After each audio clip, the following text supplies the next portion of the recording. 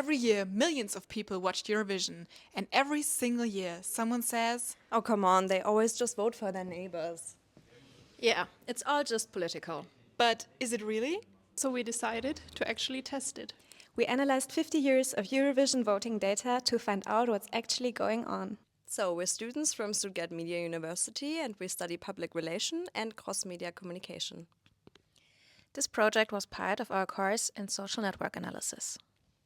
For us, Eurovision Song Contest wasn't just something that we would watch anymore. It became something we actually analyzed. And that changed how we see it. A lot. Eurovision is more than just music. It's culture Identity? and maybe sometimes politics. That's exactly why people keep asking the same question every year. Is Eurovision actually political? And that is what we wanted to find out. So, we analyzed all the jury votes from 1975 till 2025. And yes, we collected all the data manually. So, Excel became our best friend. Or maybe more like a love-hate relationship. Because that's a lot of data. We built a network where countries are connected through points.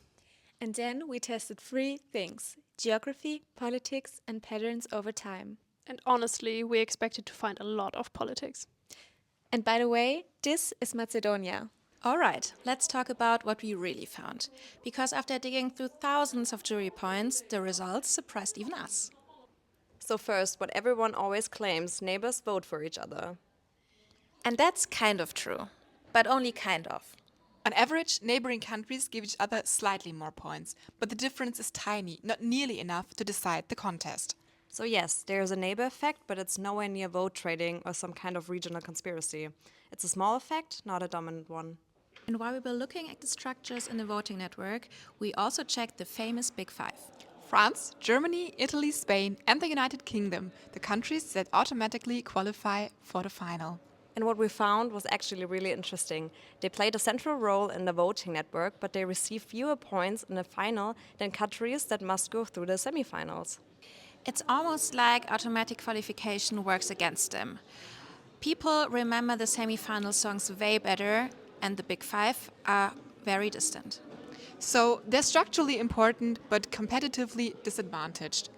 Next, we expected political alliances, like long-term blocs, stable voting friendships, and all that. But we didn't find them at all. Which was one of the biggest surprises, because the public narrative is the opposite, that Europe is voting politically every year. Our data shows those stable political blocs people talk about don't really exist. At least not in the voting patterns of the last 50 years. But this is important. Politics do appear, just not as a system, more like isolated spikes.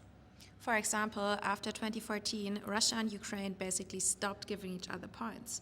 That's political.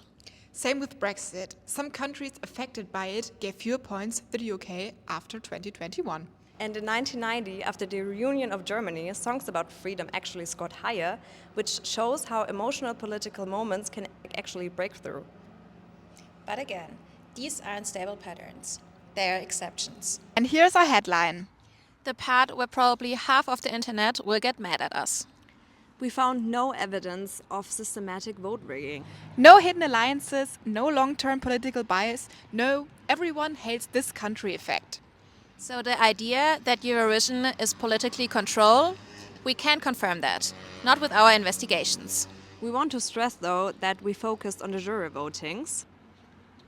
Maybe someone will look at the public voting in the future. We would be really interested in the results. So, to put it simply, from our results, geography matters a bit. Politics appear in special moments. But the big narrative of a politically rigged Eurovision doesn't hold. So why do people still believe Eurovision is political? Because it is, just not in the way we think. The politics aren't in the votes, they're in the context, in the performances, the themes, the debates. Artists reflect political mood of their time, sometimes subtly, sometimes openly. And with such a long history, Eurovision can never be completely isolated from what's happening in the world. So the political meaning is often in the story behind Eurovision. So what does Eurovision mean to you? Eurovision means homemade popcorn. It means staying up late with friends. It means winning at a Eurovision-themed birthday party. Singing in the living room. And dancing. But now it means much more. For us, a lot changed during and after our research. For example, Gina and Ramona became absolute masterminds at our studio, the program we use to analyze our data with. And Gina even started helping the younger students with it at our university and formed their love for data analysis. We all learned how to do our own research, stay patient and resilient, and how to really deep dive into a particular topic, especially Noelle.